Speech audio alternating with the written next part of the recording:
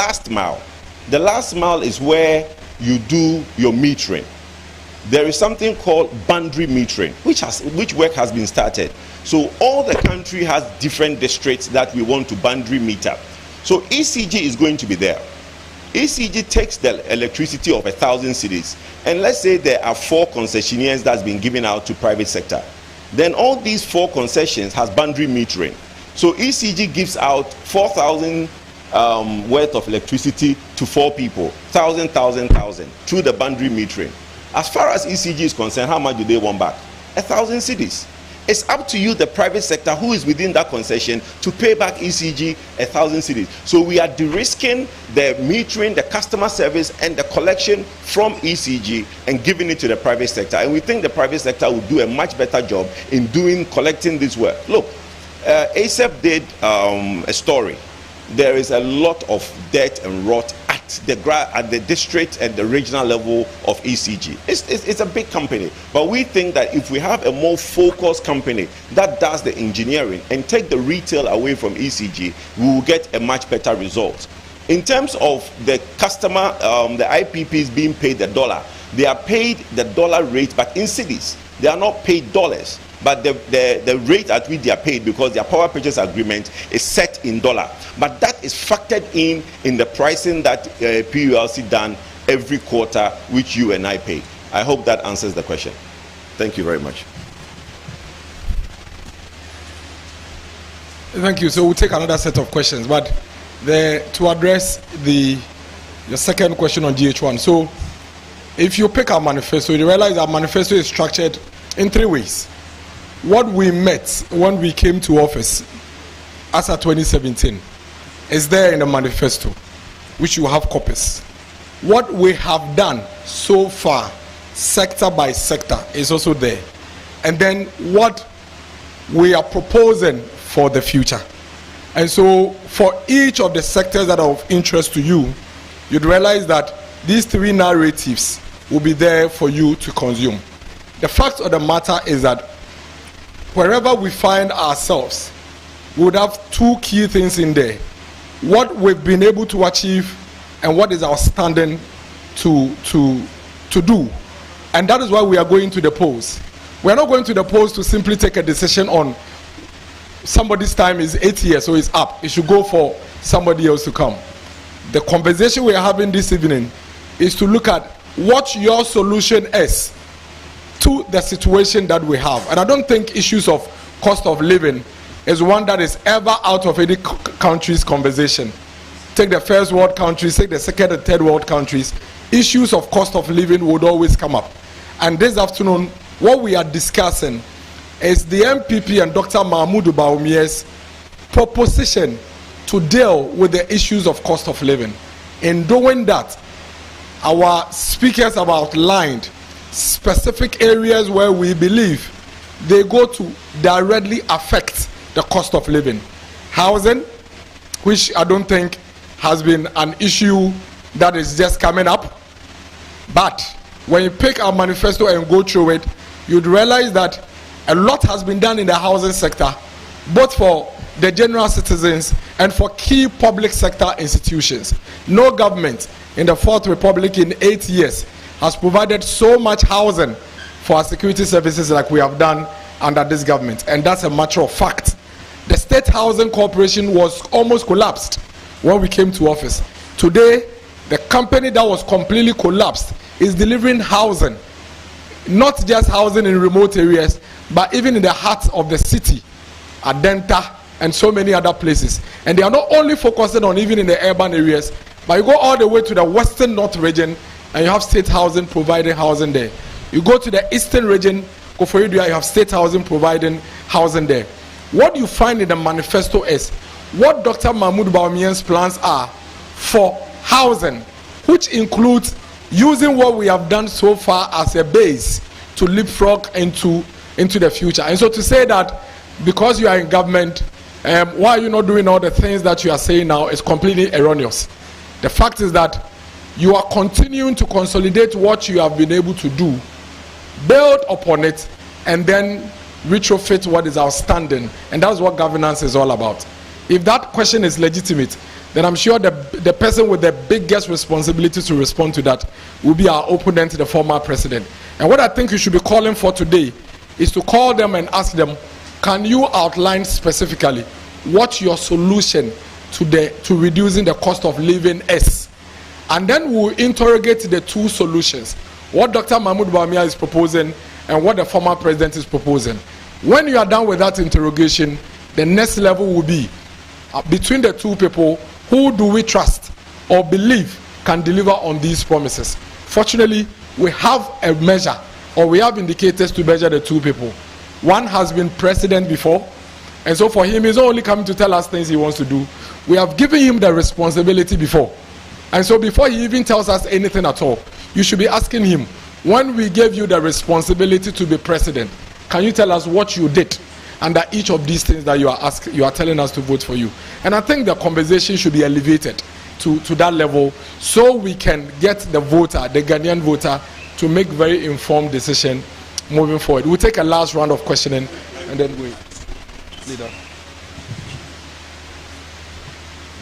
I think to add to what Miracles has just said, with respect to the questioner who wanted to know why the person presenting this new manifesto is being part of the current administration.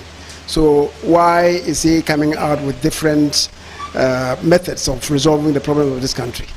I think the response should be obvious. President Rawlings succeeded himself in 1996. Did he have the same manifesto as he had in 1982? The 1996 manifesto of the NDC was significantly different from the 1992, even though Rawlings succeeded himself. President Kufuor succeeded himself. The second stanza of his administration, the manifesto, was markedly different because society is dynamic. President Mahama, when he succeeded President Mills, he didn't have the same manifesto, he didn't repeat the same manifesto because circumstances have changed. I think this is, with the greatest respect, it should be obvious to all of us. In any event, even twins do not have identical minds. Executive authority in this country is vested in one person. The vice president is always an advisor to the president. He's the prime advisor, I should say. It doesn't mean that whatever is proposed by the vice president will be taken by the president, because, as I said, executive authority is vested in the president. It is the reason why, even though President Mahama, at the time a vice president, described himself as the luckiest vice president at the time in the world, he said, because he was given the greatest ambit to operate, he didn't mimic the manifesto under President Evans Atta Mills. So that, I guess, should respond to this. I think the other matter, the cost of living. Yes, again, society is dynamic. Tell me, even with the ruling administration, right, you see that every year there's this meeting involving the tripartite group, employers, employees, government. Is that not the case? If circumstances remain the same, there will not be any need. It is a recognition that year on year the cost of living, rises, and the nation, the government, will have to respond to the same. Much less, between one government and a succeeding government. Circumstances certainly would not be the same. I think that the issue about food crisis has been responded to.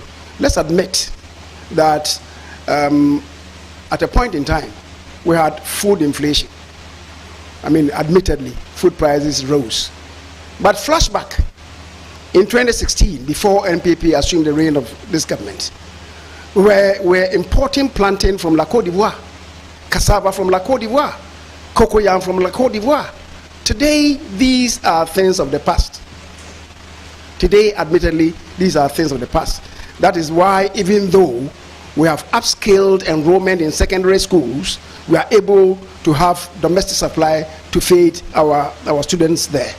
And also, you recognize that recently, the Minister for Agriculture. And before then, even the former minister, Dr. Uswefri Yakoto, came with some administrative instructions that we should stop the export of maize and other cereals to our neighboring countries because of the recognition that food prices were going up.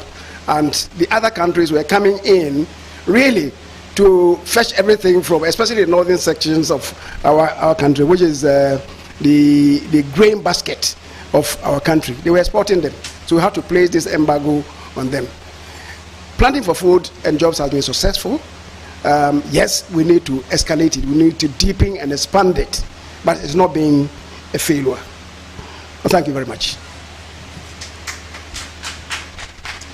Thank you, leader. I see about 1 or 2 more hands. So we'll take those ones and then we'll do the tree wrap up.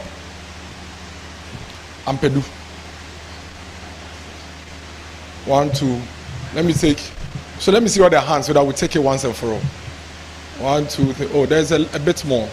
Okay. I'll call. Yes, I'm Welbeck from Multimedia. I heard Honorable Bartels talk about a social housing plan, and she mentioned that citizens were going to be registered to some housing units where they could sleep for a night. And I also heard about the fact that she talked about partnering faith-based organizations to provide accommodation for citizens. My question on that is, how practicable and feasible is that module? I think that we need a bit more of an insight into that. But again, on housing, with a large number of Ghanaians employed in the non-formal sector, my question is, how are market folks, artisans, and self-employed citizens going to be roped into these schemes, housing schemes? And in view of the fact that we all know that data gathering on these category of citizens is very scanty in this country, how are you going to even track the people in that category who may want to access such a facility and how they are going to even pay for it? Thank you. But I admit that the Ghana card has made a lot of these data challenges much easier. I'm sure you agree to that. Deru, if you can, please let's move towards so we can quickly ask our questions in succession. Okay, thank you. My name is You come last. After all the others, let's be fair. I work with Wuntumi and Movement TV. The gold for oil policy was supposed to be a game changer, but people don't seem to appreciate the impact of the gold for oil policy. Somewhere in November last year, we were made to understand that for a better appreciation of the gold for oil policy, we need to achieve at least 50%. And Mr. Kojo made mention that we are around 30% from achieving the 50% or more. Okay. Okay. My name is Paul. I work with Atenka TV. My question borders on agric. When the Honorable Moses Enim was making a submission, he made mention of the fact that the plan of Dr. Mahmoud Baumia is to upscale the production of certain staples in the country. We know recently that the price of tomatoes saw a hike, and the fact was that our tomato sellers were going all the way to Burkina Faso and in the Sahel, some parts of the Sahel regions to bring in tomatoes. What is Dr. Mahmoud Baumia's plan to make sure that tomato production and supply into our market is all year round? Another part is also that he made mention of value addition. Currently, there are certain factories that add value to our foodstuffs from the farms. The Wenchi tomato factory has been dormant for a very long time. Currently, we are seeing a conundrum with a Commander Sugar factory. What is Dr. Mahmoud Baumia's plan to revive some of these dormant factories so as to add value to most of these food that perishes in times of the bumper season? Thank you very much. Okay. Midende Felix Techi, me Edmo GM 7DS TV. Accra. Business 2016, 17 Ebano, Abama yet as planting for foods and jobs or the bar. Now a basis warehouse. Of course, a warehouse no more see. Then I been here into story. Sanya mana ye Ghana hano. Amasela nyamano boy din Ghana. That's it. Okay, thank you. My name is Vanessa Adotumboateng, Metro TV. My question is to Mr. Kojofuku. You mentioned about the affordability, reliability, and quality power supply to all Ghanaians through the rollout of 2,000 megawatts of utility power, solar power. Just this morning, I had a message from a friend. She says, the ECG in Volta region want to kill us.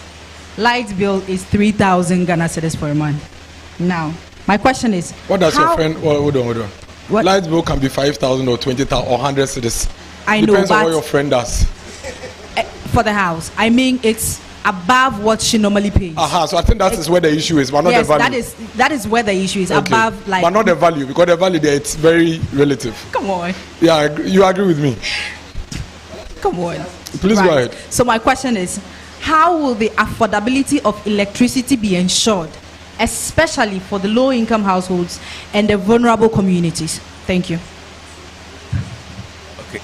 Peter, GH1. Madam Batel, the innovative electric vehicle plan, you told us that we're going to include production, manufacturing and production, get importation and this. I want to know what plans are in the manifesto for local industries like Kantaka, Swami, and other Ghanaians who are into automobile manufacturing, so that we can increase the wealth generation in this country. Thank you. My name is Charles from Kesbim, India. You have proposed extension of driver's licenses. Driver's license validity to 10 years and its renewal for 5 years. What specific measures would your government will put in place to ensure that this policy maintains road safety standards? And how does the government plan to address concern regarding potential long-term oversight in drivers' fitness and roadworthiness? So that is what I want your government to address and help us. Thank you. Because drivers are very much concerned. Thank you. Last question that we. All right. My name is Mark Byron with UTV. Your policy to reduce cost of living is commendable. But climate change has been blamed for the current drought in the northern part of the country. And we are all aware of what you said, Honorable Moses Enim said about the number of dugouts, one village, one dams that we have. What has been its impact? And what is a sustainable alternative that we are going to get to ensure that government, Bawumia-led government, will be able to sustain the food production that they are talking about? Well, climate change is going to get worse. So what is a sustainable irrigation policy that you have? Well, currently what we have has not lived. We all know how it has lived with all of us. If it's good, the drought will not happen. What is the sustainable irrigation measure you are coming up with in the north? Thank you. Okay, thank you. So please let's give the answers quickly, then we can begin to wrap up. Hausen.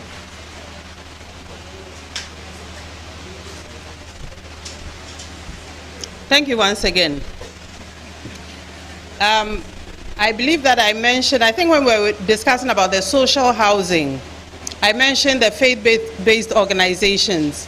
Now, as we know, faith-based organizations are already providing a lot of social services to the communities in which they serve. If we look at most churches, they are already building schools for their communities. So we are looking at part of government providing land banks as being a way by which government and the faith-based organizations can partner to provide social housing. So within the communities in which they operate, they will be able to put up housing where people can stay when they are in need of a temporary place to stay. Now, if you look at the Ghana card system, the Ghana card already is providing a platform for our identification. It's able to track our location, and it's able to give any institution data or on anybody's profile. So with the Ghana card, it puts us into the formal system. So if somebody is working, it is easy for you, especially with the proposal also in the manifesto of a credit scoring system, for us to be able to profile your credit profile, to give you a credit profile. So if you have a credit profile, you'll be able to access facilities, to be able to access some of the housing opportunities that will come up. So if somebody is in a formal sector with their Ghana card, in fact, if you are not even in the formal sector, you are in the informal sector, with your Ghana card and even with your mobile money, you are more or less in the formal system.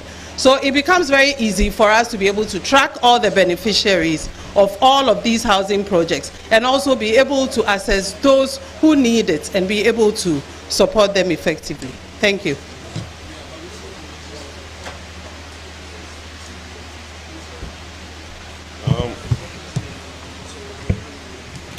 Okay, so appreciation of gold for oil. Look, by the time gold for oil came, petroleum at the pump were paying something like 24 Ghana cedis a liter. That was in 2022 when the pressure on our forex. You see, let's take a minute to reflect on what our petroleum bill is in the country. Because we import petroleum products, every month Bank of Ghana has to find over $400 million to pay the bills for importing petroleum products. This is not something that's negotiable. Every month, without that, we will face queues at the filling station because there will be no products for petroleum products in the country. All of us want to wake up every morning, take our car to the filling station, and we expect that there is fuel at the pump. That means that Bank of Ghana, without any excuses, has to find huge amount of dollars to import. Now, in the times when we have dwindling, in 2022, when we have dwindling reserves, the Bank of Ghana would now stuck in the position of how do I make forex available to the BDCs? There are two legs of importation of petroleum products. There is the oil trading company, and which is called the Vitols and the Trafiguras and the BPs. Then you have what you call the BDC, the bulk distribution company. They buy the product from the oil trading companies. Everything down the line is given to you in cedis. Then after 60 days, sometimes there's 30 days, 60 days, 40 days credit. The money gets put in a pot in cedis, and Bank of Ghana has to find the dollar to pay the Trafiguro, Vitol or BP that brought in that product. So it's a huge pressure on Bank of Ghana when they have to find the dollar for our oil import. That is why when we now have cedis, look, this policy, I, Kojupoku, I'm on record to oppose it from day one. Everybody can Google it. I oppose G4O. Reason because I said it had not been properly consulted.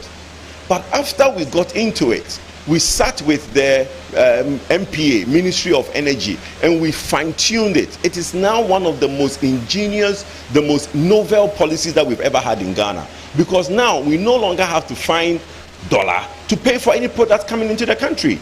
We collect the cedis from the Ghanaians, we buy gold, you supply us products, we give you gold. You take out dollar from the value chain. The reason that we've only been able to do 30% of the market share is that, you remember I mentioned that when we started this program, premium on what the international company brings was about $180 to $200. When Bust, through Gold for Oil, now brought in products far cheaper than what the international oil companies were bringing in, guess what they did? They also reduced their prices. So there was competition. That is why the prices have come down. It means that all along, they could have charged us cheaper for the product, but because we did not have any competition. So G4O, Gold for Oil, brought in that competition that we needed and has reduced that premium. But the reason we are struggling to climb up is that these companies are now even at times, guess what, quoting cheaper than Gold for Oil. So all along, they could quote cheaper, but they were taking advantage of our situation and basically charging us more for our petroleum product. But when we expand by having more gold reserves available, we can now import more products, flood the market with Gold for Oil, and basically reduce the prices that way. So I think it's the most novel, and coming from someone like I'm the Paul of this policy. I objected it. Now I'm the campaigner of that policy. So everybody will know that I've interrogated it, and I think it's one of the best policies that we have. The next thing is the madam talking about her friend doing a 3,000 electricity at home. Look, like my brother Miracle said, it could be a factor of things. That's why. Look, we now have what you call digital metering, right? Smart metering. We need to check our earth. A lot of people don't have good earthing system at home. And if you don't have a good earthing system, your digital meters or your smart meters will run very high. So what I will suggest to your friend is to get an ECG appointed engineer to come home to check the metering, the earthing system that they have at home. If the earthing is okay, maybe the meter might be faulty, because if they normally don't pay that much and all of a sudden they are paying 3,000, then there must be a problem. But look, customer service is key. How you and I get service is customer service. And that is why we think that if we introduce the last mile, the retail market, bring in private sector to basically do the customer service, we all will get much better attention and response. When we had PDS, unfortunately, it didn't last. You call ECG, the response time was quick because it was PDS. The same staff went back to ECG, you call them, they take their time. So private sector participation, we all know how people treat Abaya Juma. If it's private sector, I think it will work better. Thank you very much. I think just to add a little bit to what he said with respect to the efficacy of the G4O, the Go for Oil. I think one of the things that we need to do to escalate this is we have the gold. Now, the gold, the next stage is also to refine the gold. Because what you have now, you have to take out to have it refined and be certified to the acceptance of the operators. Which is why now we have a new refinery in the system, so that you refine the gold here. When it's refined here and certified, then we know how much it is worth. Then we're able then to exchange the two commodities. Because if it goes outside, and I know where some of them do go, and I've been to some of these entities in Dubai. Yes, it's sealed, it's sent there, unaccompanied. And if you don't have a very transparent system, I'm not even too sure whether it will enter the refinery and they will come and make the appropriate determination to you. If it is done here, we all see through and the appropriate thing will be done. So this is extremely good for us as a country, and the talk about cancelling it, I don't know what is going to yield to this country. You want to send us to square one when everybody knows that when we engage in this, in fact, over the past 2 years, when, as my colleague Kojo said, that we suffered a dwindling of our reserves. Just 1.5 years on, we've been able now to shore up our reserves. And don't forget, this G4O attains a lot of objectives for us as a country. First of all, it is forcing these small producers to now declare their findings, their yields, to the Bank of Ghana and to the Minerals Commission. Hitherto, they were not doing that. Last year, in the address to the nation, the message on the state of the nation, which the president delivered, he said to us that now we've been able to attain 4 million ounces, which has now allowed us to overtake South Africa, and that we are the highest producer of gold on the continent now. Now, industry watchers are even telling us that that is about half of what you produce. What happens to the other half? If we really activate the preemption clause in our mining and minerals laws, every one of them then will be required to, declare their produce to the Bank of Ghana or Minerals Commission, and Ghana then will have the greatest dividend from what is supposed to be ours. So first of all is providing for this, and is also stabilizing the currency, and also for Bank of Ghana itself.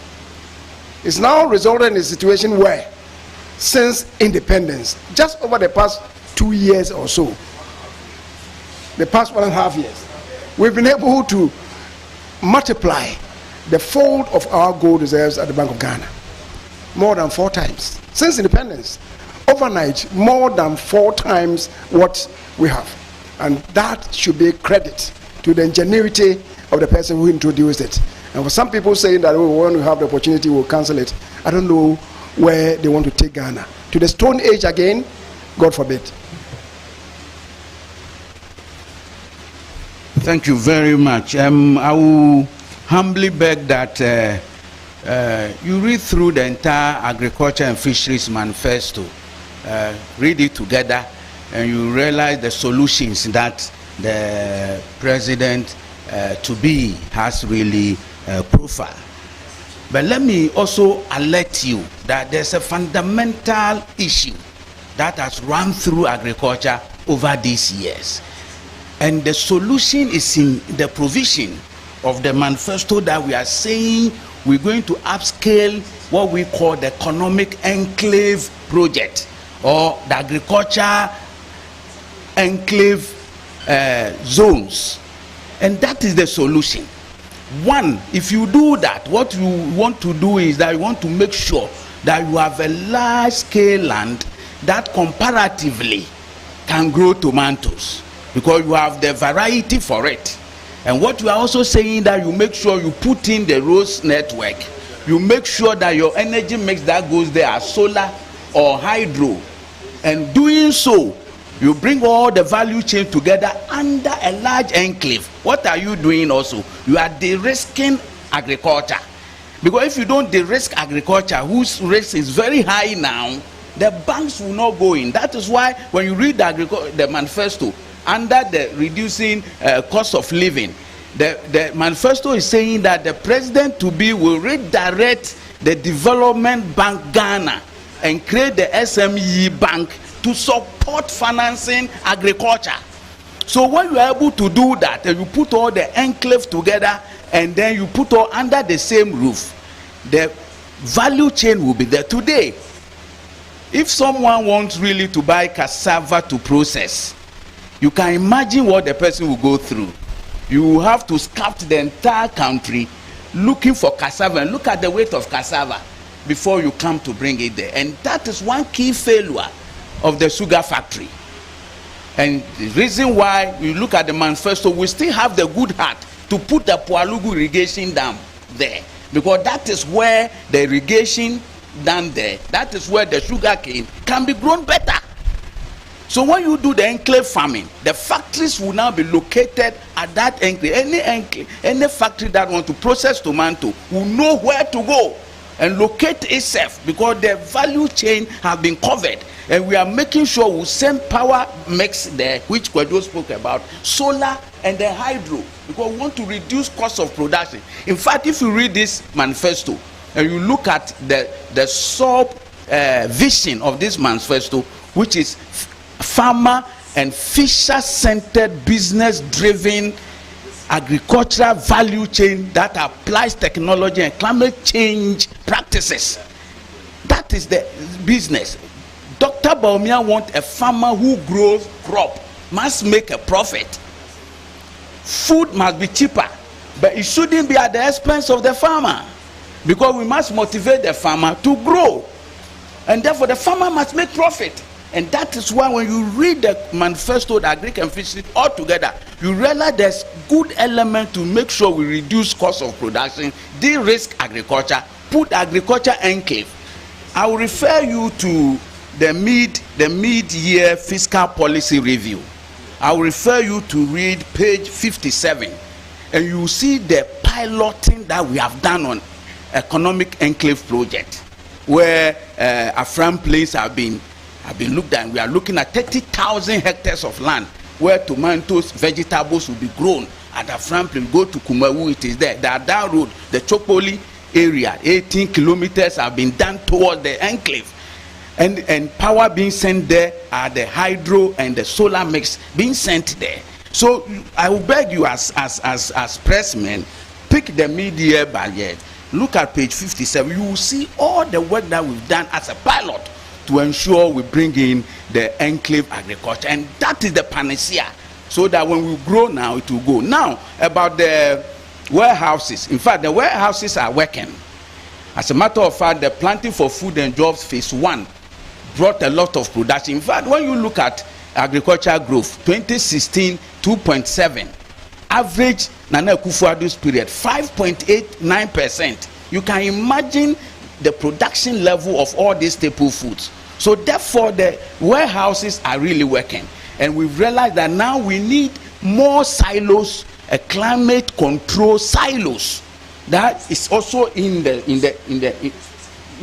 produce specific, that are also in the manifesto that we're going to develop to make sure that the preservation and the storage also go well. So it is really captured, and you will see that in the first term of the president, Dr. Bawumia, you see agriculture being profitable to farmers, and at the same time reducing costs for us to have good food, nutritional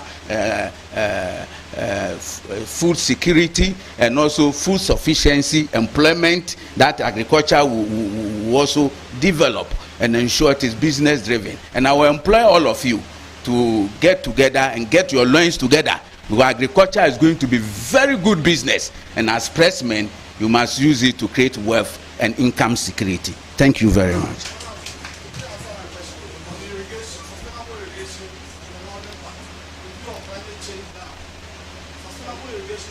So when you read the okay, let me read even this aspect for you in the manifesto, okay?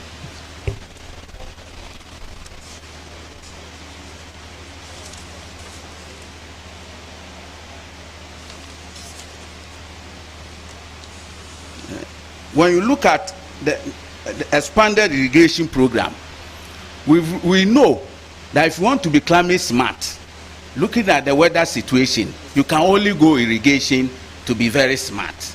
And therefore, we are saying that even the Volta River that spans along across Ghana, there's what we call simple drip irrigation that we will introduce. And if you read the manifesto very well, horticulture has been targeted as one key area, and we want to even create a horticulture development authority. And we are saying that when we link it with transport, Tamale Airport will have a cargo base to export, because we're going to look at Bono East, Bono East, Bono region, coming all over now using the Volta Lake, which is flowing into the sea, and do this drip irrigation to start with. Then if you read where I mentioned, there's going to be rehabilitation and expansion of the Via irrigation project. There's going to be implementation of the Puarugu irrigation scheme and Bui irrigation scheme. Then completion of feasibility studies and detailed design of the Kanba, Makango, and Afram Plains irrigation projects. Okay, so we are putting all these irrigation systems together, the existing ones that they are working, and we're going to expand them to make sure we have that stable and sustainable available water supply. And the dams, as we said, the hand ducts that we have, we also told you that they are being utilized as we go along. But as we continue to ensure that agriculture value chain will be integrated under enclave and under agricultural machinery and irrigation, we're going to really do that. The peasant farmers are even going to benefit a lot even under the enclave agriculture, because where we are pushing the large scale farmers to the enclave, okay, they can be ad growers anchored to the enclave. And you realize that we've also done a lot of aggregators, build large aggregators to make sure that we absorb. Because you see, I don't think that someone processes a product and it's the same person who will be marketing the product all over the country. Okay, so the farmer's business should not be that after producing that the farmer is looking for a market and be traveling all over the country to do that. So there's going to be large aggregators. And when I mentioned, I told you we're not going to forget about our market queen mothers and the women who also, though the other large scale aggregators that are being put together. And because we are de-risking agriculture, and because the development bank is going to be directed, and because there's SME bank, funding for agriculture having been the risk, will be available for people to go into it. Thank you very much.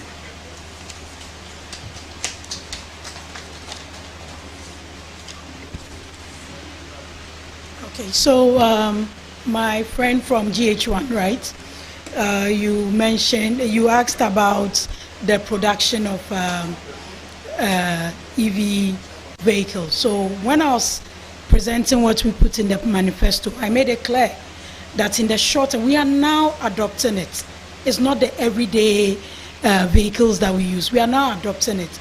And you need to put the strategies in place, put the infrastructure in place, because the person using the EV vehicle needs to have adequate charging points. But in the long term, just as for a long time we're using the fossil fuel vehicles, we've been able to get about 5 assembling plants in the car. So in the long term, that is the goal, to enhance the strategies to be able to produce the parts. But whilst we are adopting it, we have to look at how we incentivize the private sector to bring those vehicles in and also make available the parts at fairly priced, at fair prices. Then there was a question on extending the renewal of driver's license. A license doesn't necessarily make you immune to safety regulations. The license is to certify that you are qualified to operate a vehicle. That is why there are categories of licenses, and you run a test. We don't suddenly lose our degrees when we finish school. It's with us for a lifetime. But that license is to identify you as someone fit to operate a vehicle. Whilst you're operating that vehicle, the fact that you have a license doesn't mean you have to drive a car without insurance, a car that is not roadworthy. And just in 2019, we used to have Road Safety Commission. In 2019, an act was passed to make them an authority because they were just doing education. They couldn't enforce. So we meet road safety officers on the roads all the time, MTTD officers on the roads all the time. So the license is not what ensures you're a good driver or not. It just certifies you to operate a vehicle. So extending it to 5 years, and the main thing is also bringing it to international standards. We are moving with the world. We talk about the fourth industrial revolution. We talk about all that is happening in the world. That is where Dr. Baumia wants us to be to. With all due respect, Ghana is not an island. We move with the law. We sign on all kinds of agreements and all that. So we must move with the standards. So once you have the license, you must adhere to safety regulations and adhere to what the police indicate to make you a good driver. Thank you. Thank you very much. At this point, I believe we've largely touched on a lot of the aspects of the conversations. I'm sure from here we'll engage more, and we can have the opportunity to speak to a lot of our subcommittee members to engage and tease a lot more out of them. At this point, you know, the common no but the yaka ho asem ni nyina no me gidi say if ye kina kono ye be twa to aso di ho komo na the details of the manifesto ye be say yen kosoa na ye fast sound komo no emra up. We should elevate the conversation and let the Ghanaian voter have a reason to vote, and let have superior ideas coming up as the reasons why we are casting the vote for A or B. We are of a firm belief that whatever it is, Dr. Mahmoud Bawumia's ideas and solutions are superior to that of the former president. And we are quite confident that whatever it is that the former president will do, he had an opportunity to do when he was in office. And we should give Dr. Mahmoud Bawumia an opportunity to also show how these solutions he's proposing would be able to address and confront our issues. We'll be doing a lot more of these, and I'm sure by tomorrow we'll be communicating again when next we'll be having conversation on other aspects of the manifesto. Like I said, we have 14 thematic areas, which are the 14 key commitments of Dr. Mahmoud Bawumia, and for each of these areas, I believe we would have to go through them and deepen the dissemination from the leader. I don't know if you have anything else to add. Otherwise, we will call it a day. I'm saying, Eda manifesto ni yedi tu jano. Ye kana brofo. Nti nanka ejiri senkene o senke tibika ye krom kasa. Nanso krom kasa nanso fa ba ko a ho. Wan hwia na obi so wa bonten so ante ne awo kan. Me tinkra hanso me tinkra. Me yi asantia brofo nko ana metimika. Me try se meka house kakra so me polish ni yi. Anyway, enti senia menu no kai no we offers no aka no if in ekro no various thematic areas no and was say ye hwe ne de ni nyina so ba maako igiri se mbebo ayen ama omo amonti ne mene biase no omotimi atiase ade baako a onua baako ekaye efa irrigation no stress irrigation yaka de ntia e wo se yetimi ewie yetimi ye ne yie. But as a minor, I was yet me here, Yenina, and the party A, party B. Yen, I was here doing who ye. Technology be about my friend of cloud seeding. Yea, it seems as any as you know. Ama, or pe as you ama, time of Mudian Mano, in Jean Dimintono. Northern regions, no, so in Shoto, a chain the southern portion of Burkina Faso. And so, the southern portion of Burkina Faso, no, in Shoto. Ama nshona twa ma yiri ama bagri dam no waspele ama asan be kan yakire. What is happening?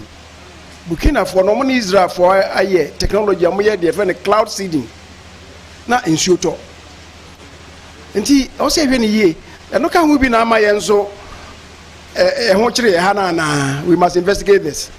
And desert sokra no omoye bi samunim say afi beginning no Emirates omuye bima omunya nsusu boni bima eba omuso anya ne boni mu nsoto ma omuhoto omu na emom ahoye desert country nsoto oni ntino omuye kwan a omunyi gatezo ana omukoye class di na nsoto ye afa na nsoto nya ba bia enko. Has the time come for us as a nation to begin to look at this? Unia ba kono stressing na commander factory no yenden inianum. We should interrogate what is happening at Commander. Let's not deceive ourselves. Commander Sugar Factory, no yenyina ya nwini hu yi. Ekwan papa ben ebetimi dia fa so ama e pese san ba yetimi dia ba. Adentia. We sugar factory a. Say ayi ahwede na wo de ko. Ahwede no factory ne call Commander because Commander area ho na e mashi atecha ntini ye de ko ho. One factory ni e collapse ye no ensase na yedua sugar cane wo so nyina no bebre omo fai ena nya honko ne yedua no mo san wo agrowers egu ye ni nti be bia agrowers ne wono mo de ma oil palm cultivation nti asase na aka for sugar plantation ne isa etoso miensa no sugar cane bia plantation wo ya wo hia irrigation. Enti mu amafa Cape Coast kotakra de no udu biposo a ba bia pra na wo no so oni mi se ba ya to booth no no enchen wana na mo twi nsuo no raw water ne fi e de call commander kogu ke na yin so ene pra no na adwena wo mu nyina agu no adwena wo pra no mu nyina agu nsuo na sei wo chi se nsuo so de kogu sugar cane farms so a enye ye wo ji se wo so ne so a wo purify no a it will add to the cost of production. It's something that we should be looking at. And now, if you prefer numbo tinani ko guswa to add to the cost of production, no cyanide now, until we should be looking at this. Is it possible? Minianum, ya kan kudri, say munina mbeboa na manifesto ndeura pesa yebo will be a tibino.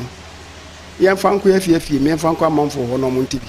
Sani ya kan no yenim say near manifesto without question. Some for Tiasia, who said near Yeka, your Dr. Mamu, walk, and Yama, war tono, ɛho akɔ no bebree ɛkyɛn nea abusuafoɔ aka no ɛɛtɔ na menhyira mo.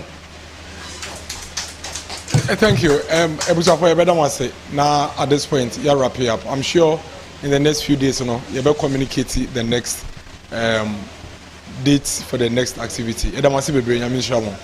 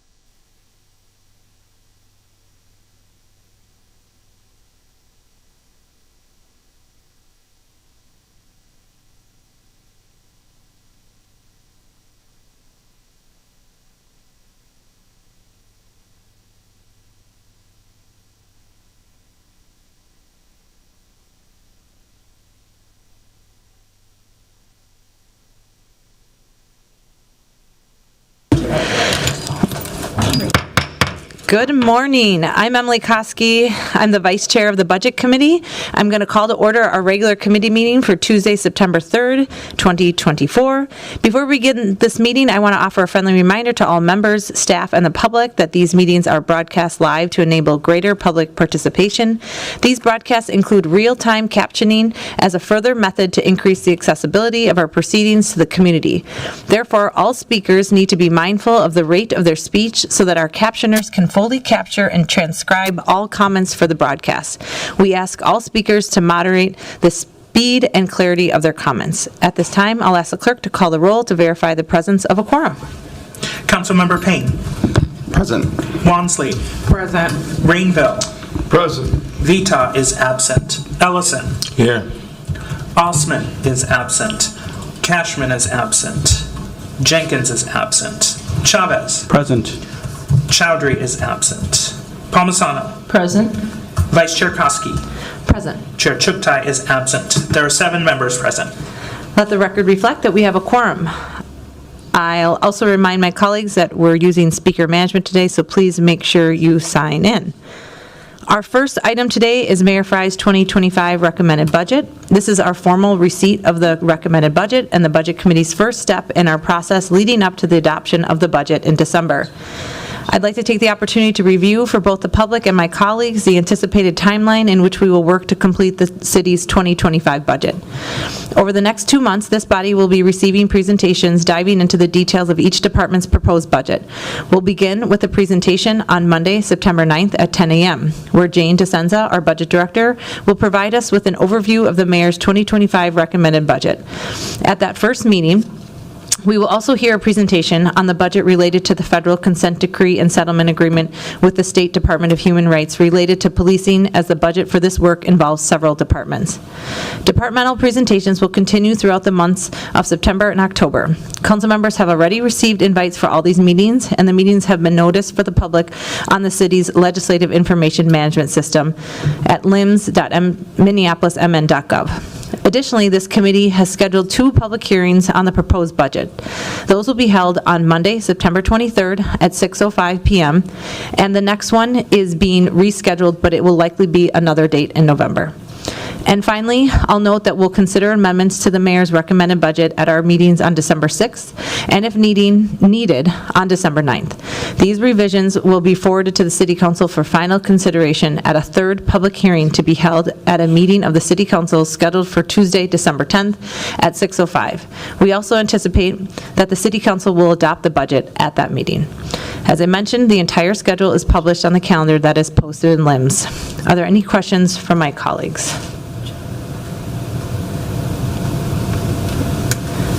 It'd be good if I put up the speaker management myself. Okay, Councilmember Palmisano. Thank you, Madam Chair.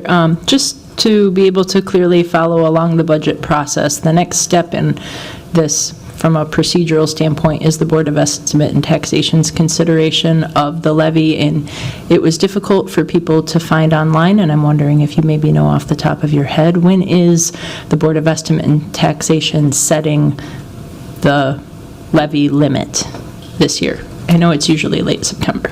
I'm going to have the clerk, because I do have 2 dates in my head, but I know that they probably have the times set for, they have a public hearing coming up, and then they have another meeting too. I believe they're next week. Yeah, Madam Chair, to Councilmember Palmisano's question, I'm not sure I know the complete answer, but I do know at the Board of Estimate and Taxation has its public hearing on the levy scheduled next week. Next week, Wednesday, September 11th at 5:05 p.m. That's when they will hear presentations on the budget and on the levy itself. I am not certain, though, what date the Board of Estimate and Taxation plans on adopting the levy, whether it's that date or at a future meeting. They meet again the following Wednesday, September 18th at 4 o'clock. So I'm just not 100% certain what their timeline is for actually adopting it. Thank you. So that is the next step for people who want to participate, actually, is to utilize the public hearing in front of the Board of Estimate and Taxation. Thank you. Thank you. Appreciate that. And that's a great call out, that really in this next step, when the information that I gave was about our process and where we are at, but the levy has been recommended, and it is the Board of Estimate of Taxation that now is in charge of reviewing that and will be in charge of setting the max levy. There are 2 members of the council that are on the BET. So we have the chair of the Budget Committee, so that is Vice Chair Chugtai, and then we have President Payne that are representing us at the BET. So if there are those in the public that are interested in going to the public hearing to discuss the levy, that would be, again, as the clerk said, September 9th at 5:05 p.m. September 11th. Sorry, September 11th. Take that out. September 11th at 5:05. All right. I'm not seeing any further questions from colleagues and no other discussion, so I'll direct the clerk to file this report. Our next item is a presentation providing a biannual personnel report. This presentation is in response to a legislative directive adopted on April 11th of 2024. I'll now invite Deb Kruger, the Director of HR Operations, to begin the presentation. Welcome. Good morning, Vice Chair Koski, members of the Budget Committee. My name is Deb Kruger. I'm the Director of HR Operations in the Human Resources Department. And, okay, I haven't been in the new council presenting yet. This goes... Right in the, nope, on the counter. Nope, counter. Yep, straight in front of you. On the table. There you go. My apologies.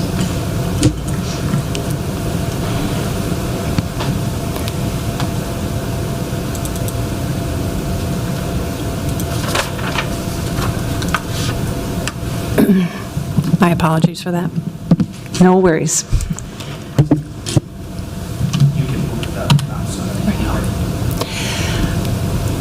And I am going to present this morning, again, in response to the council legislative directive around the biennial report on personnel matters, which is in support of and comes out through the Budget Committee's work plan. The presentation and the full depth personnel report was prepared by Human Resources and the Finance and Property Services Budget Office collaboratively. And the data that is represented in this report is workforce or personnel data from January 1st through July 31st of 2024. The presentation will go through a summary of a number of city positions, which ones are full-time FTE in terms of personnel, a hiring status of the vacant positions, as well as personnel budget expenses.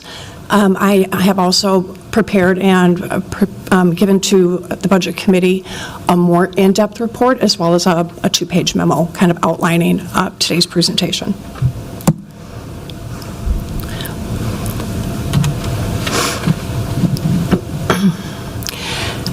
In terms of both sort of city enterprise-wide as well as departmental positions representing the city's workforce when they're all filled, there are 4,195 city council approved and funded FTEs in 2024, which represents a 4% increase over the 2023 FTE count.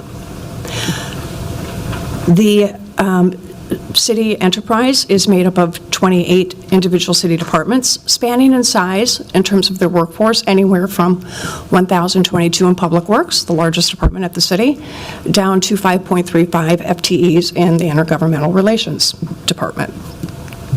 The data that the 4,195 positions does exclude like ARPA-funded and capital-funded projects, which is also representative in the Schedule 5 of the budget book. So they correlate in that way. And again, there was in the full presentation, or the full report that I provided to the Budget Committee, the full report does show all of the council-approved FTEs by the individual 28 city departments.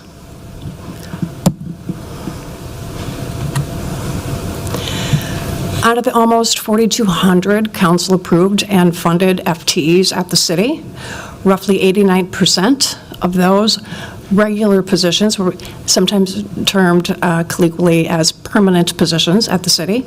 About 89% are filled. And 98% are full-time employees, and 2% represent part-time employees or part-time positions. And 5 city departments are currently fully staffed as of July 31st. And then just as a side note, there are 5 city departments that are over-allocated in their approved FTE count. That can be anywhere from, there are a few departments that have an allowance to overfill due to high turnover. We call that bell curve staffing. 911, 311, the fire department, a few other departments do have the ability to overfill based on the turnover numbers. There are about 6 positions that are currently public safety aid funded, which again will push their authorized numbers when you see the number filled over their allocated FTE in the Schedule 5 of the budget book. And then there are also a number of departments that have training or pathway programs. And while they're not, again, funded, you will see that they probably may be over-allocated. And the purpose of the pathway or the trainee programs is to bring someone up to full speed to go into a full, regular, authorized, approved, funded position. That's mainly in police, public works, fire. And then we also had a number of positions that were started out as temporary positions at the city and then did turn into regular or permanent positions funded through non-personnel budget, primarily in the police department with case investigators.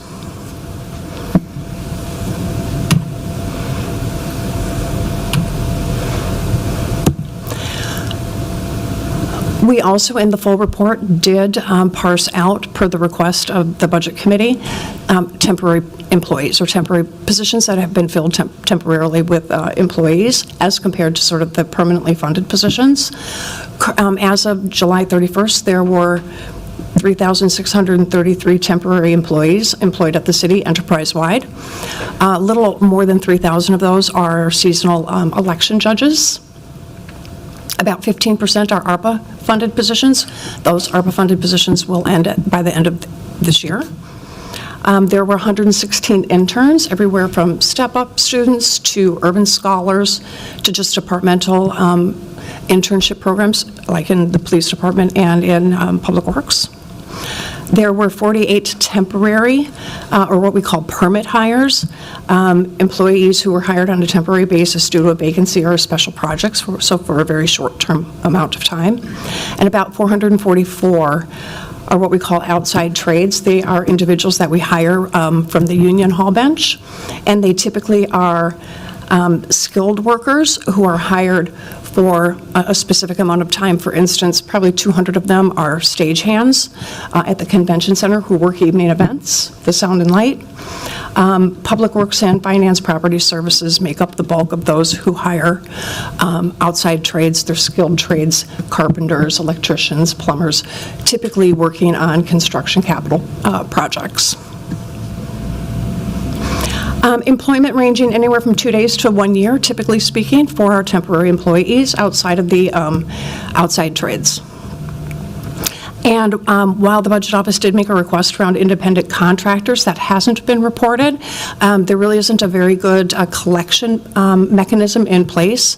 I know, for instance, Human Resources has a master temp contracts with temp agencies, and there are 6 departments who are utilizing temporary independent contractor services through temp agencies.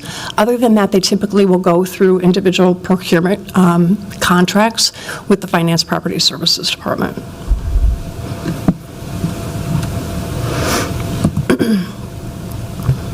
And then to report out on vacant positions. Given the city's progress on filling vacant positions, last year alone we filled just a few over 600 of our vacancies. And our commitment to minimizing the property tax increases to residents, the mayor has directed us in Human Resources to examine vacancies for positions that have been sort of persistently vacant. And currently, as of July 31st, there were about 13% of our authorized funded positions were vacant. But I'm going to go through a chart and hopefully make this a bit more transparent about sort of those persistently vacant positions, particularly when it comes to general funded positions. So I have a chart, and it's actually going to be a 2-pager. I'll just go through it very quickly. Each of the city departments are listed.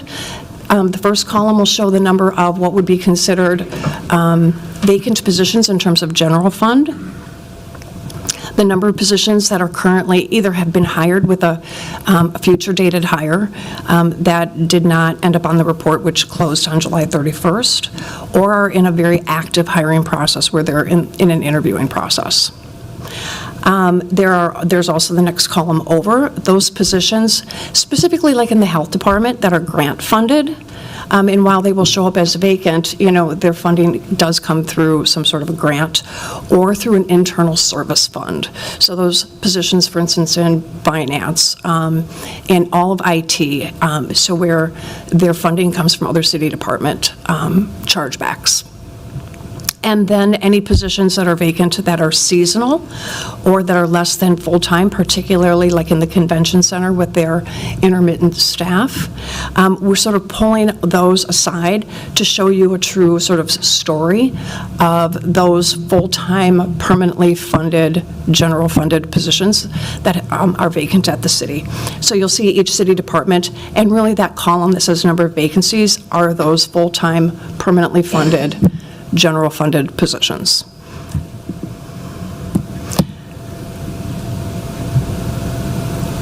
Of the 13% that are currently vacant, about 133 of those would be categorized as the full-time, permanent, general funded positions that are not in an active hiring process, that are not, and that's about almost 300 that are in a current active process. 12, again, excluded because they're either grant or internal service funded. 34 that are seasonal or less than full-time, most of those being either in Public Works or the Convention Center, they're intermittent staff. And then the 235 not in an active hiring process in the police department, that's specifically for police, where there's sort of that required funding.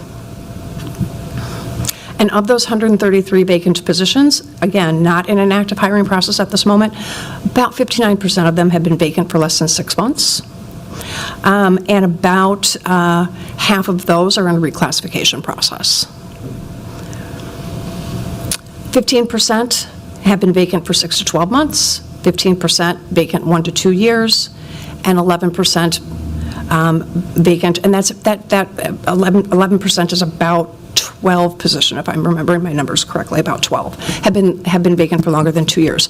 And a disclaimer that I do want to make is that this data is coming out of our HR comment system, and I do believe that there are about a dozen positions here that I'm questioning whether or not they're actually vacant or not. I think the department has either used the funding for that position to create a different position and they haven't been inactivated.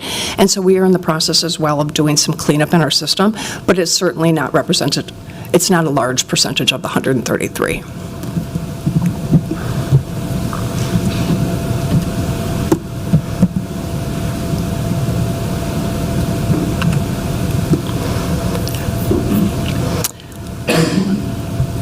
The legislative directive also requested information about overtime expenses, both in terms of what has been budgeted and what has been spent year to date. This information was pulled and provided by the Finance Property Services Budget Office. $19.7 million was budgeted for in 2024 for overtime expenses, and really encompassed the majority of city departments had some level of overtime expenses budgeted, and $10.3 million was spent on overtime through July 31st. So about 48% of the overtime budget remains in 2024.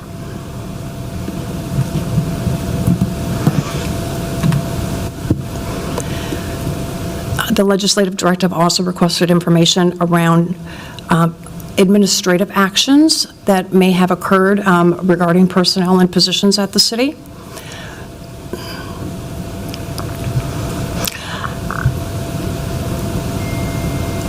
The number of position reclassifications, again, that were captured out of our HR comment system. Positions that have been reclassified from one job title to a different job title, again, between January 1st and January 31st, is 73. We have another 86 positions that are in the actively in a reclassification process. We are also implementing some system improvements in our HR system. They're currently underway to really track the funding, and it's going to help with our position cleanup, particularly as we also go into our HR system replacement through the ERP project, looking to really calibrate budgeted positions to actual position titles and being able to track. What happens today is that through the reclassification process, while a new job title may be created, and so we'll call it a new position, the funding for that position is coming perhaps from another position that's vacant, and currently there's sort of a gap in being able to track the new position against a position that had been funded. So there's really not a way to track always. If it is from one title to a different title, those are tracked. But for those that are new positions, is it new because you've got new funding, or is it because the funding is coming from a different vacant position? So currently there's a gap, and we're currently working on a process improvement to be able to capture it today, as well as moving into a new system. And the full report that was provided to you does show the reclassification and the impact of the reclassification, the title that the position had been in, and then the title that the positions in each city department was reclassified to, and when. I know one of the requests in the legislative directive was around the budgetary impact for reclassifications. Again, the HR system does not have any information regarding expenditures on positions. That comes from the budget office, and the budget office reconciles those position reclassifications on an annual basis as they get a workforce roster prepared for the next budgeting cycle. So they will, for 2024, the budgetary impact for reclassifications will be determined about February of 2025. So it's always typically about a year behind.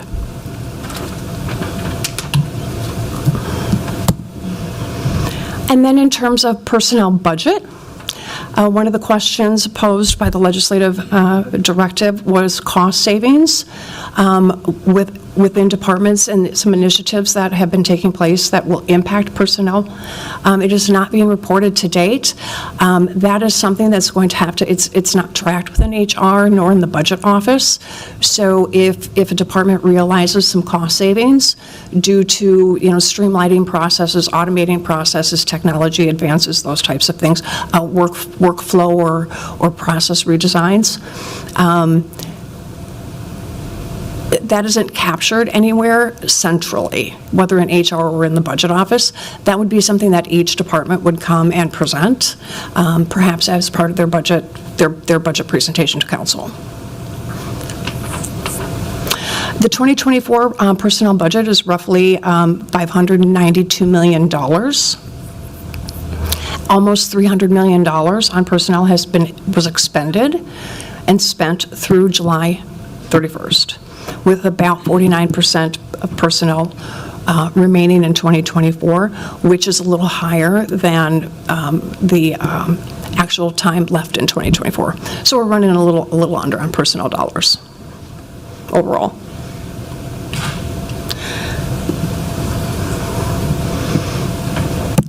Can I answer any questions?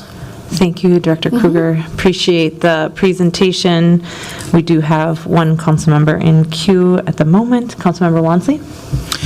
Thank you, Chair Koski. First question, though, is I recognize there was a bit of a discrepancy between the presentation that we received. I think there was like several new slides and the one that's uploaded on LIM. So will that be updated? Yes, good catch. I did notice that too. Is that possible to get that sent to the clerks, the new presentation? Vice President Koski, members of the Budget Committee, absolutely. That will be uploaded. The request came in late Friday around a bit more transparency in terms of actual vacant positions that were general funded for the Budget Committee's perusal. And so those slides were updated today, so I will absolutely get a copy of that to the clerk. Okay, great. Oh, and I have more comments and questions in addition to that. But first, I do want to thank Council Vice President Chuck Tai as well as Vice Chair Koski for authoring this legislative directive that has provided us incredibly valuable information. Council can only fulfill our budgeting and oversight responsibilities if we have access to accurate information about executive staffing levels. And for far too long, it's felt as if the mayor's administration did not proactively provide that to council for us to have that information. So this legislative directive really puts us in a place to basically examine, where there's gaps, where there's discrepancies around staffing changes. And this is particularly important when, as we're having these conversations amongst this particular committee around the financially challenging times we're heading into as a city, and the need to be careful stewards of our taxpayers' dollars. And we know that prolonged vacancies have often been used as a source of backup discretionary funding or as savings to support their, whatever programs that they've deemed to be necessary. And now council has access to this information, which is going to be crucial as we're starting to consider our own respective funding priorities. And just knowing that even though there seems to be some more work that needs to happen around tracking of classifications and positions, it is interesting that these prolonged vacant positions could be a source of funding as we're considering how do we balance this substantial task we're walking into in terms of lowering the levy while also looking to fund crucial priorities that this body has heard from our respective constituents to improve the quality of life for our residents. And that's really, timely as we're getting this presentation, and especially seeing that there have been positions that have been vacant at the city for 3, 4, 5, in one case, I believe within the police department, even for 12 years, a position went vacant. So I'm interested in working with my colleagues to really leverage this information as we're thinking through, how we're approaching this year's proposed levy by the mayor's office, this, and then again, how we support the priorities identified amongst this committee that was passed this summer. With that said, I did have a couple just clarifying questions, starting with the middle of page 9. Under Public Works Service Worker, there is a listing for one vacant FTE that says 15 FTEs were hired on August 19th. And just a few lines below that, there's also one that says 8.8 FTEs, and then it says 5, 6, or 8 people have been hired for that position. So I'm just trying to reconcile the discrepancies of, it says, one FTE in the box, but then in the next it has 15 that has been hired. So just trying to understand that discrepancy. There are, Vice Chair Koski, Councilmember Wansley, there are, particularly in Public Works, we used to have it at the Convention Center too, but they've gone more to a one-to-one person to position number ratio, where anything that's less than sort of a full 1 FTE, so they typically are, I believe, 30 hours, they hire more, their max headcount per position is more than 1. And they hire in bulk. So typically they'll take one of those position numbers, say there's 15 FTEs, and they also tend to be seasonal. They'll hire them in bulk as a group. So they have a max headcount of 15 they can hire into one position number. Okay, and they're all at, because this, I'm assuming 1.0 means full-time. Correct. So 40. these are 15 full-time employees that are being hired in bulk. Yes, 15 employees who work typically on average 30 hours per week over a year span because they're seasonal. Okay, it's the seasonal, okay, the intermittent piece. Okay, and then next question, just looking at the budget variance and overtime chart on page 13.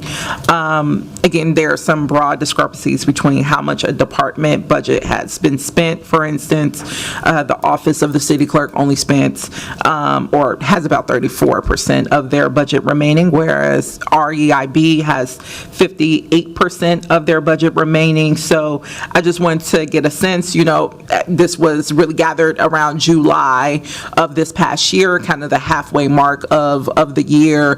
Can you share typically what percentage should a department be at when it comes to that budget remaining percentage? Vice President Koski, Councilmember Wansley, that's a good question. To get a very specific answer, I would have to have the budget office who prepared that particular information around where potentially some of those sort of overages, right, and personnel spending. Typically where we see them, a department should be basically at a percentage that's the same percentage of the amount of year remaining. So if it was 50% of the year remaining, their personnel budget should be at around 58%, particularly for those departments who also have budgeted overtime expenses. Where we do see sometimes the personnel budget going over, if there have been a lot of reclassifications, and the clerk's office has had a number of reclassifications as they have restructured their department and the work in their department, in the records unit and in other areas. So it could be that the reclassification, had a higher dollar value per position, and so they might be running a little slightly over. But to get very specific information for you, I don't know if that's the particular reason why. Could certainly ask the budget office to pull data for you. Awesome. Vice Chair, I was going to ask for a staff memo then. Yes, we can do a staff memo. I also see that the budget team has arrived, so I'm not sure behind you, so you could phone a friend at the moment. So if maybe, Councilmember Wansley, if you don't mind just repeating the question for the budget team. Welcome. Hi. I don't know if you have seen the slides in front of you. I reference page 13 in particular, but just wanting to know typically what is the average percentage point around remaining budget for a department at the halfway mark, just reconciling, the city clerk's office being at 34% around that July mark, and then another department being at around 58%. So it was shared that maybe budget can offer some more finite kind of perspectives on that. Certainly. Good morning, Vice Chair Koski, Councilmember Wansley. My name is Justin Carlson. I'm a principal budget and evaluation analyst in the finance department. And to your question, city clerk specifically is a bit of an anomaly just because the funding for elections all shows up in your non-personnel budget. It's a lump sum every year for administering the elections, even though the bulk of that does go to personnel. So the personnel budget for city clerk is going to look a little bit smaller because we're focused just on the personnel budget. Your expenditures are going to be higher because you're actually spending out of personnel expenditure account codes. So that 34%, it just looks artificially low because so much of the elections budget is in non-personnel and isn't captured in that budget number. We would typically see a percent of year-to-date budget to actuals being around, if you're mid-year, 50%. So end of July, we're looking at a little bit under 50% would make sense. But for a city clerk specifically, that's why you're seeing a 34%, which looks like you're running out of budget. It's because that non-personnel discrepancy, that those election dollars of one-time funding is showing up in your non-personnel budget as opposed to your personnel budget. Awesome. Thank you so much for that. And that's all the questions and comments I had. All right. Thank you, Mr. Carlson. Appreciate it. All right. Next in queue, we have President Payne. Thank you, Vice Chair Koski. My big concern, maybe question, is around how vacancy savings are used. So, and I'm just curious, is there some common patterns or themes that you witness in vacancy savings? And the thing that I'm trying to make sure that we're not doing is getting into a routine practice of leveraging vacancy savings to do like really important core operations or really important FTE hires using vacancy savings when what we should be doing is defining a budget that actually meets the need. And so I'm just curious if you could give any insight into how departments are leveraging vacancy savings. Are they doing it in a consistent way across departments? Is there something that we should be looking at from a policy perspective around vacancy savings to have how they're used in practice align with what the goals of the institution are? Vice Chair Koski, Councilmember Payne, that's a good question, and I think it really depends department by department.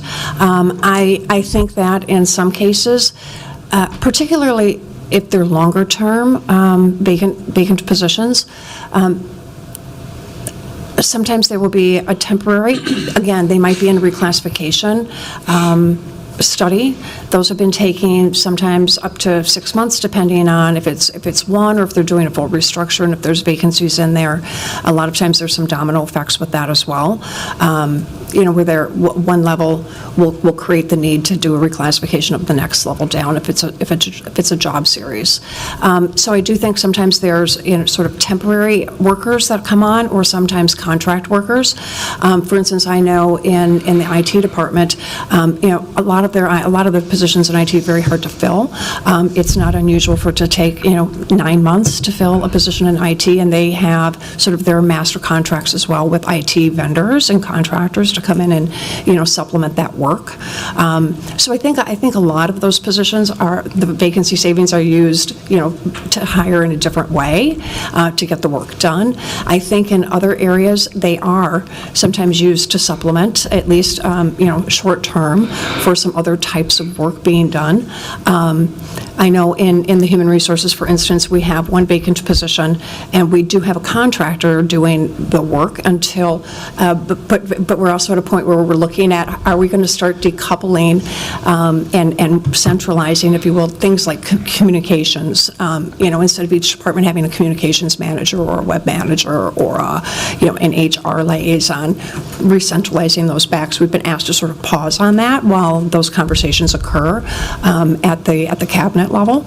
But we have a contractor in doing that work. So I think a lot of departments are like that. In the public works, I know we've seen a couple of the positions that have been longer term, and I think they are either sort of enterprise funded or capital project funded, where generally speaking, a construction project might be a multi-year project, and they'll hire someone for a season, and then during the non-construction season, not have someone in that, but then they don't eliminate that position knowing that they're going to need it, 3, 4, 5 months later, so they just keep it open. So sometimes it will look like it's vacant for a long-term period, but it isn't. They kind of bring people back on seasonally.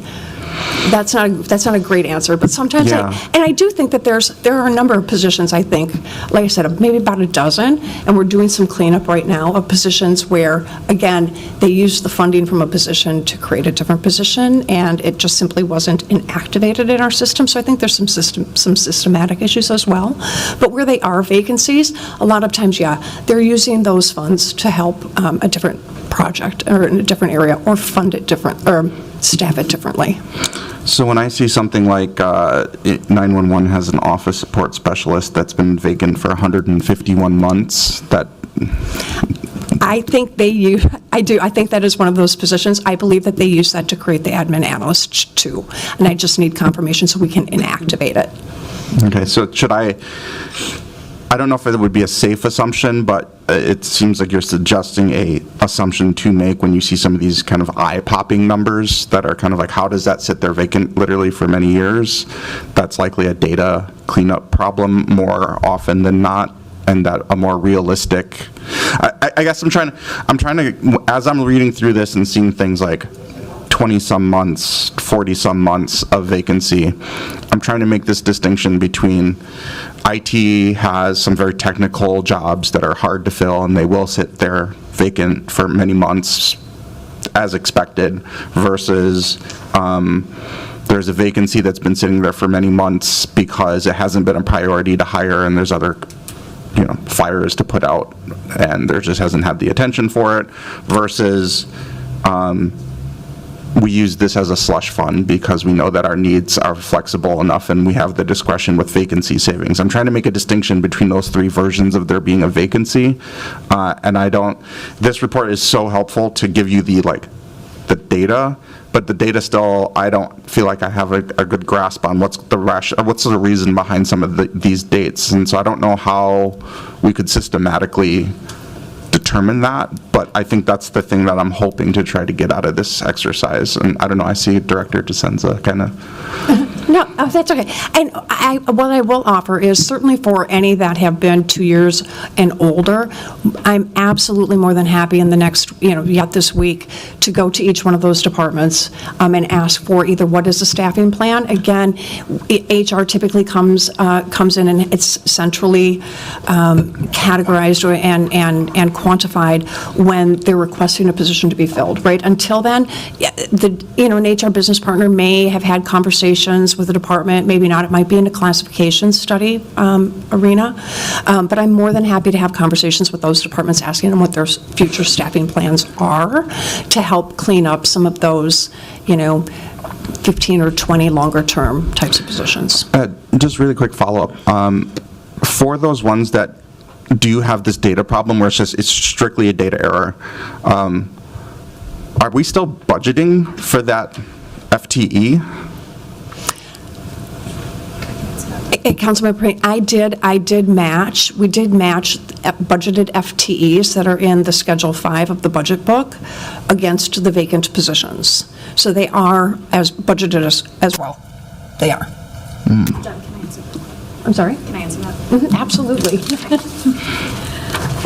Vice Chair Chakosky, Councilmember Payne, when we are budgeting for personnel, we do that annual reconciliation process that you've, I think, heard me reference a few times. What we do is we take a download, HR provides us a download of the positions, and we go through a sort of painstaking process with the department and the HRBPs to line up here's what we budgeted for your department last year, here's what's in Comet. Are there some of these sort of old phantom sort of data error kind of positions that are resulting in a mismatch count? So we do our best to clean it up, and then where there are discrepancies between the budgeted FTE count from the prior year and what we're seeing in Comet HR, we do that cleanup so that we are not growing the budget accidentally. So if there were a position that we're sitting in the budget or sitting in Comet for many years that just isn't used anymore, that is not showing up in our budget. Okay, thank you. Thank you for those questions. I know, Director Kruger, you had said that you would be willing to go back to the departments. I have myself in queue, actually, but I'm just going to roll kind of from that request. I think it would actually be helpful if there was 1 year, if they've been open and vacant for 1 year or longer, and we could understand what those vacancy savings were utilized for. This can be, you had mentioned in the presentation, it can be something that we are given by you in a memo. I am also guessing that it would be helpful for each of the departments when they come through and do their budget presentations, that they also relay this information to us at that time as well. So that is the request that I have, is that if we can get it in a memo form from you, but then also each department is able to speak to any vacancy savings that they've utilized with a role that has been vacant for 1 year plus. That is the request there, coming from Councilmember Payne's questions there. I just also want to note that Councilmember Jenkins and Chowdhury joined us here. And then I do have a couple questions on the report that was sent. So page 2, just under the column of hiring plans, if it's blank, should we just assume there is no current hiring plan for that? Or what is the, I mean, that's my assumption, is that there is no plan, but just want to make sure that I am making the correct assumption for each of those. Vice Chair Koski, that just, if it's blank, that means that there is not an active hiring process in our applicant tracking system. Okay. And is that normal to have no plan, or is this because it's a system? Does that make sense? Like, I would assume if I were hiring, I have a plan, right, to, if we request an FTE, that I have a plan to hire that person. But is it because this is just like a system that I need to put this into a system, or that they actually do have a plan, but it's not just indicated in the system, if that makes sense? Vice Chair Koski, it does make sense. That doesn't, just because it's blank does not mean that they don't have a plan. In many cases, a department could be, for instance, in a reclassification process. They could be that they've filled it differently with a temporary employee or an outside trade, or something like that. Or it could be that they are waiting for something. Like you said, they've got sort of a priority of filling, their vacant positions. Or sometimes there's a sort of a trickle-down effect, or, with promotional hires, and it will cause more vacancies down the line. And so they'll wait until they get volume. I know in a lot of cases, for instance, in Public Works with service worker, every time they have a vacancy, they don't open it up for application, right? They time it throughout the year, and then they hire in bulk or in classes, right? And many departments do that same thing when they've got large quantities of job titles on a regular cadence. So it's not, I don't think that it's not that they don't have a plan. It's just that they have not requested to actually start a hiring process actively at that point. Okay, thank you. That's helpful. And I appreciate in the presentation, you did add another slide in there with some additional information, so I do need to go back and look at that. But when I was looking at the report, I noted that there were 70, besides police and sergeants, officers and sergeants, there were 70 vacant positions that had been open for a year or longer. I know that there were percentages, but that you had put in the presentation.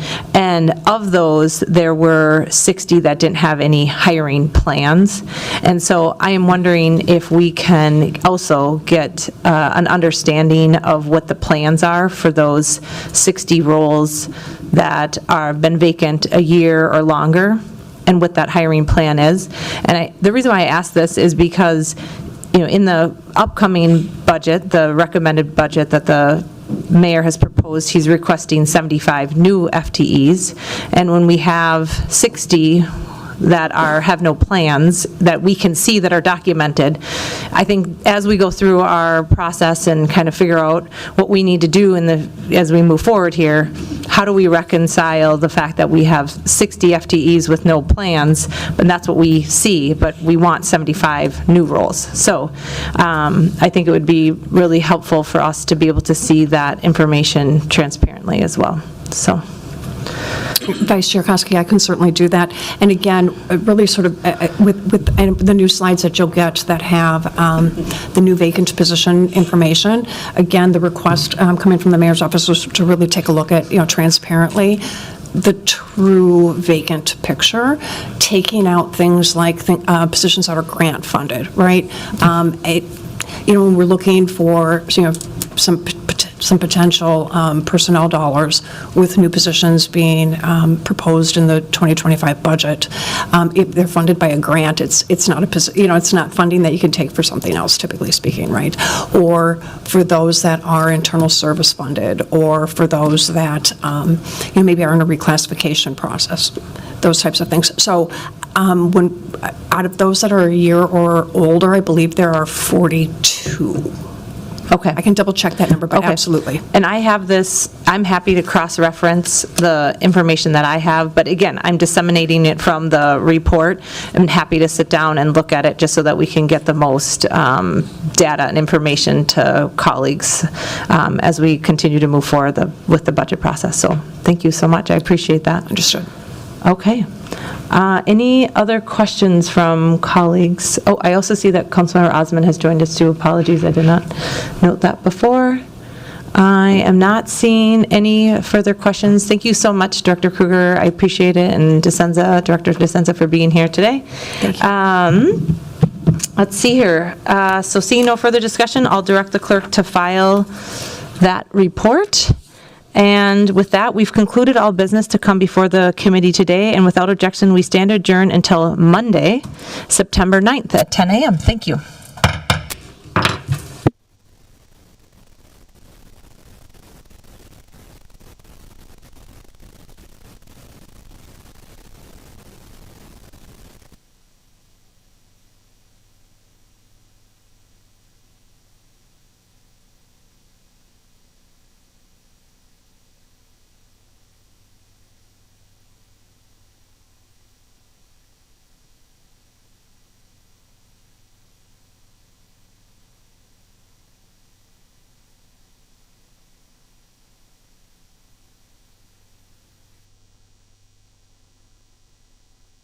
Talk